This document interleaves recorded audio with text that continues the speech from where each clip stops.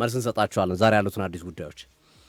ነገ 8 ሰዓት ተኩል ላይ ማንቸስተር ዩናይትድ ከሜዳ ውጪ ወደ ሃል ሲቲ ተጉዞ ከሃል ሲቲ ጋር የሚያደርጉት ጨዋታ 8 ተኩል ላይ የሚደረግ ጨዋታ ነው።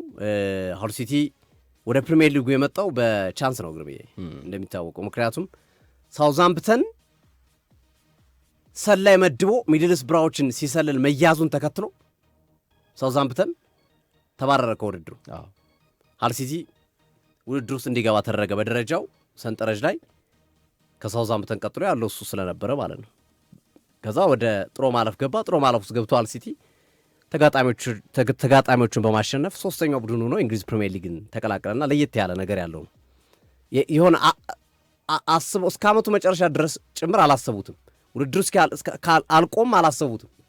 በፕሪሚየር ሊጉ እንገባለን ብለው ሃል ሲቲዎች አንዳንዴ እኮ በህይወት እድሮች ሲመጡ እንደዚህ ነው ግርሜ። ሃል ሲቲ ረስተውታል። በቃ ቀጣይ ዓመት ስለ ሻምፒዮንሺፕ እያሰቡ ስለ ሻምፒዮንስ ሊግ ሺፑ ለመወዳደር የውድድር ዓመታቸውን አገባደዋል። ፕሌይኦፍ የሚያሳትፋችሁ ቦታ ላይ አይደሉም። ሁሉም ነገር አብቅቷል። ግን ያሰላይ ሳውዛምፕተንን ጉድ ሰራው። የሚድልስብሮችን ታክቲክ ለመሰለል ብሎ ዛፍ ለዛፍ ሲንጠለጠል ዛፍ ላይ ነው በነገራችን ዛፍ ተሸፍኖ ነው ሲቀርጻቸው የነበረው። የድምፅ ቅጆችን የሚቀዱ የድምፅ መቅጃዎችን ወደ ውስጥ በማስገባት አስርጎ በማስገባት ጭምር ታክቲካቸውና መሰል ነገራቸውን በከፍተኛ ሁኔታ ሲከታተል ነበር የቆየውና በዛ ምክንያት ሃል ሲቲዎች የመጡት። ሳውዛምፕተን ያንን በማድረጉ ተቀጣ። ሃል ሲቲ ገባ። ሃል ሲቲ ደግሞ አሸነፈና መጣ እና በእርግጥ ለእንግሊዝ ፕሪሚየር ሊግ አዲስ አይደሉም። ሃል ሲቲዎች በተደጋጋሚ እየመጡ የሚሳተፍ አይነት ቡድን ነው እንመለከተዋለን። ማንቸስተር ዩናይትድ ባሌባ ቶታሊ በዚህ ጨዋታ ላይ አይደርስም የታወቀ ነው። ምክንያቱም ቢመጣ እንኳን ዝውውሩ ቢያልቅ እንኳን ዛሬ ምናምን ቢያልቅ እንኳን በኋላ ላይ እናየዋለን አይደርስም። ምክንያቱም ጉዳት አለበት። ትንሽ 1-2 ሳምንት ይፈልጋል ተጫዋቹ። ቀዮቹ ሰይጣኖች እንግዲህ የውድድር ዓመቱን በአዲስ አማካኞች ግን ይጀምራሉ። ዩሪ ቴልማንስ ከማይኖና ከብሩኖ ፈርናንዴዝ ጋር የመጣመር ዕድል እንዳለው ጠቅሳል። ቤንጃሚን ሼሽኮ እና ማቲያስ ሊሊትም ለዚህ ጨዋታ ኮምፒት እያደረጉ ነው። ቢያንስ ተቀያሪ ወንበር ላይ ይቀመጣሉ ተብሎ ይጠበቃል። ቤንያሚን ሼሽኮና ማቲያስ ሊሊት ይህ ለቡድኑ ጥልቀት ከመስጠት አንጻር ትልቅ ቫልዩ ያለው ጉዳይ ነው ተብሎ ይጠበቃል። ማንቸስተር ዩናይትድ ከሜዳ ውጪ መጫወቱ ነው ይህን ጨዋታ በተወሰነ መንገድ ምናልባት እንደው ምትረው እንጂ ለቀዮቹ ሰይጣኖች ብዙ የሚፈትን ጨዋታ አይደለም ተብሎ ይገምታል። ሃል ሲቲም ያን ያህል በዝውውር መስኮቱ አሁን ኮመንተሪ ሲቲን ስንመለከት በጣም ወሳኝ ተጫዋቾችን ያስፈረሙ ጋናዊ ተጫዋች ኬሪንኪ በጣም ድንቅ ጊዜን ያሳለፈው በዓለም ዋንጫው። ታያዋወኒ ነው። ሌሎቹም ከብሬንፎርድ ያመጣው አማካኝም በተመሳሳይ የምናነሳቸው ናቸው። ሃል ሲቲ በዛ ደረጃ ጥራት ያለው ፊልማዎችን አላከናወነም፣ ግን በተወሰነ መንገድ ያመጣቸው ዝውውሮች አሉና ይሄ ወጣ ወረዳ አይነት ነገር የመሆን እድሉ የሃል ሲቲ ጉዳይ ሰፊ ነው የሚሉ መረጃዎች ይነገራሉ። ከዝውውር አንጻር ከመጣበት መንገድ አንጻርና ከመሳሰሉ ነገሮች አንጻርና ቀዮቹ ሰይጣኖች ነገ 8 ሰዓት ተኩል ላይ የመክፈቻ ጨዋታቸውን የሚያከናውኑ ይሆናል። የሜዳ ውጭ ነው የሚያደርጉት፣ በኦልትራፎርድ አይደለም። ቀጣይ ሳምንት ነው በኦልትራፎርድ ከደጋፊዎቻቸው ጋር የመጀመሪያ ጨዋታቸው ነው የሚያደርጉት። ይሄኛው ግን ከሜዳቸው ውጪ የሚደረግ ጨዋታ ነገ ቀን 8 ሰዓት ተኩል ላይ ማንቸስተር ዩናይትድ ከሃል ሲቲ የሚያደርጉት ጨዋታ የሚጠበቅ ይሆናል። ጥሩ ቅድመ ዝግጅት ያሳለፈ ክለብ ነው ማንቸስተር ዩናይትድ። ስቲል አሁንም የሚጎሉት ነገሮች አሉ። 2 ተጨማሪ ሳይኒንጎች ለማድረግ ማንቸስተር ዩናይትድ እየሰራ ነው። ምናልባት ለቀጣይ ሳምንት ጨዋታዎች እነ ባሌማን ጨምሮ ሌሎቹ ተጫዋቾችም የመድረስ ዕድል ሊኖራቸው የሚቻሉ ዕድል ሰፊ ነው ተብሎ ይጠበቃል። ማንቸስተር ዩናይትድ ከሃል ሲቲ ነገ 8 ተኩል። ሌላው ነገ አመሻሹ ላይ የሚከናወነው የለንደን ደርቢ ብሬንፎርድ ከቶተናም የሚያደርጉት ጨዋታ ነው። እኔን ጨምሮ አይ ቲንክ ብዙዎቹ የእንግሊዝ እግር ኳስ ተከታታዮች ቶተናምን ለማየት የጓጉ ይመስለኛል።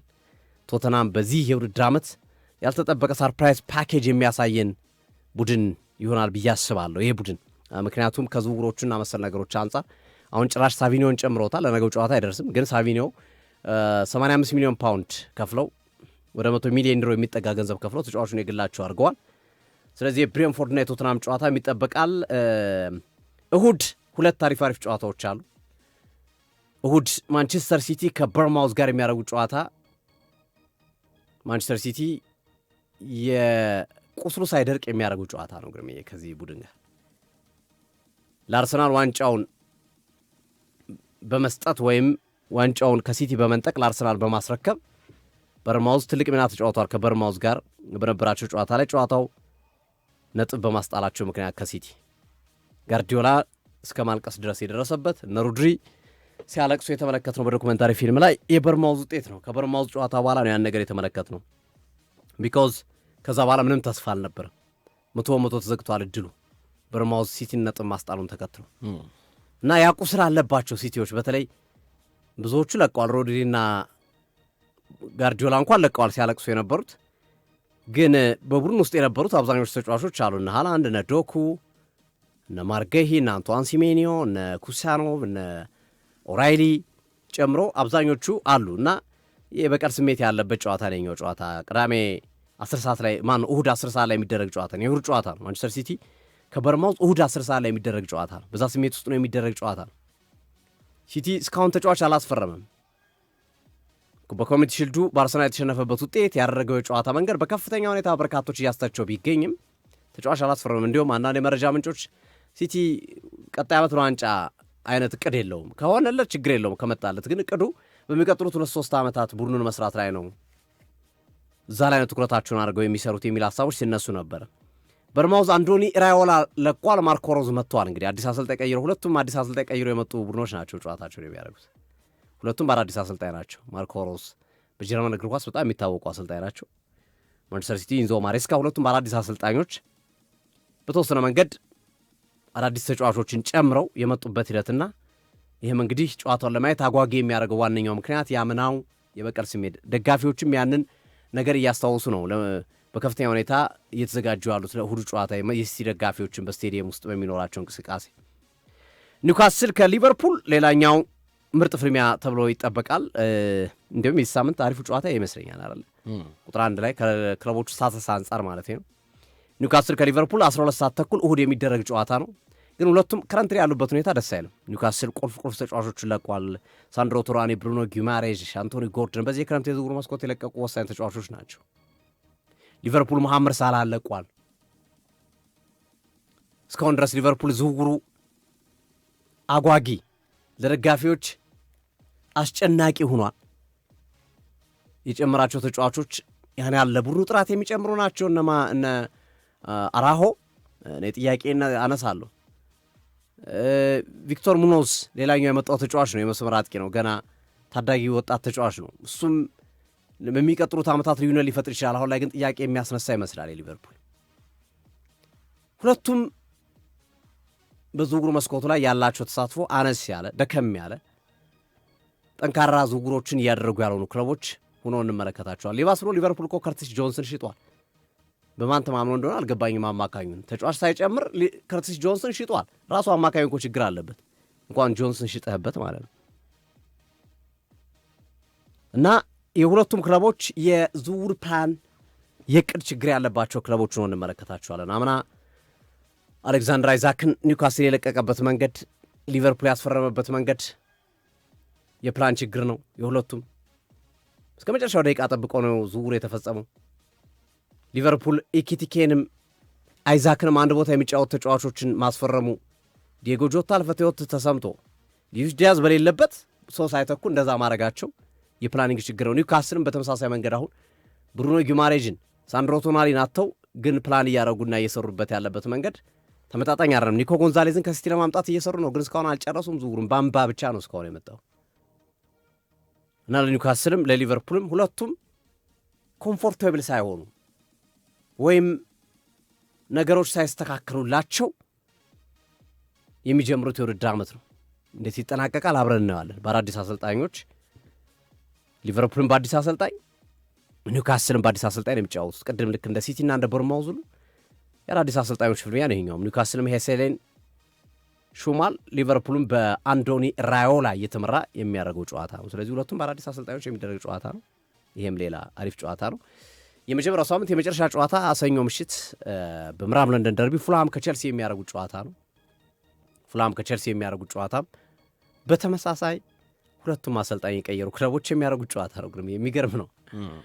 ሁሉም ጨዋታዎች፣ ሶስቱም ጨዋታዎች እሁድና ሰኞ የሚደረጉት ጨዋታዎች አሰልጣኞቻቸውን የቀየሩ ክለቦች የሚያደርጓቸው ናቸው። አንዳንዴ አሰልጣኝ መቀየር ስኬታማ ያደርጋል፣ አንዳንዴ ደግሞ አጀማመር ላይ ጣጣ ይፈጥርባል።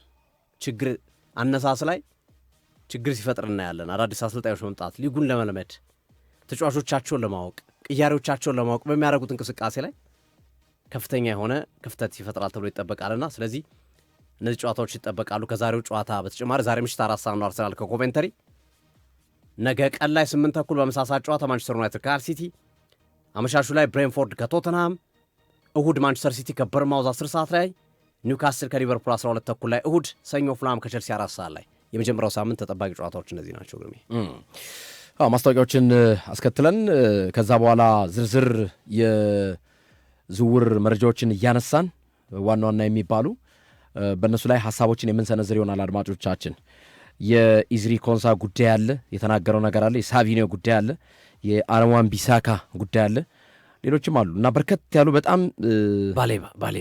ባሌባም ጉዳይ አለ። የሚጠበቁ ነገሮች የእነዚህኛዎቹ ኦልሞስት አስቀደምኩ ስላለቀ ነው። የማንቸስተር ዩናይትድ ደጋፊዎች ስጋት ገብቷቸዋል። እንደ ኤደርሰን የሆነ እንደ እያሉ እየሰጉ ነው ያሉት። ምንድን ነው ያለው እውነታ? እሱንም እንመጣበታለን። አጋሮቻችን፣ አድማጮቻችን እናት ባንክ ማን እንደ እናት ይላውታል። እናት ባንክ የተለያዩ የባንክ አገልግሎቶች አሉት። አገልግሎቱ እንደ እናት፣ መስተንግዶ እንደ እናት። እናት መላ ወይም ዩኒከሽ ለትምህርት ቤቶች የፋይናንስ ስርዓትን ለማሳለጥ የሚያግዝ አገልግሎት ነው። እናት መላ ወይም ዩኒከሽ ከእናት ባንክ ቀርቦሎታል። እናት ባንክ ሞባይል ባንኪንግ፣ ኢንተርኔት ባንኪንግ እንዲሁም የተለያዩ ከወለድ ነፃ የሆኑ የባንክ አገልግሎት እናት ኡሚን ይዞሎት ቀርቧል። እናት ጤና ያው የሰው ልጅ መቼ እንደሚታመም አይታወቅም። ስለዚህ ለጤና ዋስትና የሚሆን የእናት ጤና የቁጠባ አይነት ከእናት ባንክ የተለያዩ የቁጠባ አይነቶች አሉ። በእናት ባንክ ይቆጥቡ፣ ጠቀም ያለ ወለድ ያገኙ እንሎታለን። ሌላ የዚህ ሀገራችን ማለዳ ፎም ነው። ትናንት ከሲዲ ስፖርት ጋር በይፋ ስምምነት ፈጽሟል። በቀን ፕሮግራሞቻችን በቀጥታ የእግር ኳስ ስርጭት ማለዳ ፎም ምርቶቹን በሲዲ ስፖርት ለማስተዋወቅ ነው ስምምነቱን የፈጸመው። ጤናማ እንቅልፍ ተጨማሪ ልማድ ብቻ አይደለም፣ የሁሉም ነገር መሰረት ነው። የዕለት ተዕለት ልማዶ ፍራሾ ሁለት የተለያዩ ስራዎችን ይሰራሉ። አኗኗሮን ለመተኛት ያዘጋጆታል። ፍራሾ ግን ከዛ በኋላ የሚሆነውን ይወስናል። ለዚህም ነው እንቅልፍ ስለ ልማድ ብቻ አይደለም፣ በምን ላይ እንደሚተኙ በእርግጠኛነት ስለማወቅም ጭምር ነው የምንለው። እንደ ዋዛ የመረጡት ነገር በቀጣይ ቀኖ እና ህይወቶ ላይ ያለውን ከፍተኛ ተጽዕኖ ያስተውሉ ዘንድ የምንመክረው። ስለተኙ ብቻ በቂ እንቅልፍ አያገኙም። በማስተዋል በመረጡት ፍራሾ እንጂ የዛሬ ትክክለኛ ምርጫው የነገ ውጤታማና ስኬታማ ቀኖን የመወሰን አቅሙ ከፍተኛ ነው። ምክንያቱም ነገ ዛሬ ይጀምራልና። ጤናማና ሰላማዊ እንቅልፍ ቅንጦት አይደለም፣ የጤናማና ዘመናዊ አኗኗር መገለጫ እንጂ። በማስተዋል ይምረጡ። ማለዳ ፎም የሚገባውት ምቾት። ለበረጠ መረጃ በአጭር ቁጥር 9566 የደንበኞች አገልግሎቶችን ያገኘው። በመላው ኢትዮጵያ በሚገኙ ከ80 በላይ ማከፋፈያ ሱቆች የተረጋገጠ ምቾቶትን ይሸምቱ። ማለዳ ፎም ምቾት ነው። ማለዳ ፎም የሚገባውት ምቾት። ሌላ የዚህ ፕሮግራም አጋራችን አደይ አዲስ ዓመት ታላቅ የንግድ ኤክስፖና ፌስቲቫል ነው። ማስተርፒስ ትሬዲንግ እና ራይት ኢቨንት ዓለም አቀፍ ስታንዳርዱን በጠበቀው በአዲስ ኮንቬንሽን ሴንተር አደይ አዲስ ዓመት ታላቅ የንግድ ኤክስፖና ፌስቲቫል አዘጋጅተዋል። የተለያዩ ባዛርና ኤግዚቢሽን በማዘጋጀት ልምድ ያካበቱና መልካም ስም ያተረፉ አንድ ላይ ተሰባስበዋል። የዘንድሮ የ2019 መቀበያው ደግሞ ይለያል። ከነሐሴ 21 እስከ ጳጉሜ 5 ድረስ የንግድ ኤክስፖና ፌስቲቫሉ ይከናወናል። አደይ አዲስ ዓመት ታላቅ የንግድ ኤክስፖና ፌስቲቫል ላይ ምርትና አገልግሎቶቹን ያስተዋውቁ። የሲኤምሲው ዘመናዊ አዲስ ኮንቬንሽን ሴንተር ብዙ ነዋሪዎች የሚያዋስኑት በሚሊዮኖች በሚቆጠሩ ሸማች ነዋሪዎች የተከበበ መሆኑ ለነጋዴዎች እጅግ አዋጭ ያደርገዋል። ለበለጠ መረጃ 0959 54 55 56 ወይም 0959 52 53 54 ላይ አሁኑኑ ይደውሉ። ማስተርፒስ ትሬዲንግ እና ራይት ኢቨንት በጋራ በመተባበር ዲኤስቲቪ ባለብዙ ምርጫ አለው ብልጫ። ዲኤስቲቪ የእንግሊዝ ፕሪሚየር ሊግ ዛሬ ምሽት ይጀምራል። እያንዳንዱ ጨዋታ ጥርት ባለ ድምፅ፣ ጥርት ባለ የምስል ጥራት በዲኤስቲቪ ወደ እናንተ ቀርቧል። ዲኮደሩ በ999 ብር ቀርቦሎታል። እንዲሁም ደግሞ ቀጣይ ፕሪሚየር ሊግን ያልሞላችሁ ካላችሁ ጽደት ባለው በዲኤስቲቪ የእንግሊዝ ፕሪሚየር ሊግን ይኮምኩሙ። ዛሬ ምሽት በዲኤስቲቪ ዲኤስቲቪ ይለያል ስንል ከምርም ይለያል። ዋጋው ተመጣጣኝ፣ እጅግ ደረጃውን የጠበቀ የምስል ጥራት ከድምፅ ጋር በዲኤስቲቪ ዲኤስቲቪ ተመራጭ ነው። በቀጥታ የእንግሊዝ ፕሪሚየር ሊግ ከዛሬ ጀምሮ በዲኤስቲቪ በሱፐር ስፖርት ወደ እናንተ ይቀርባል።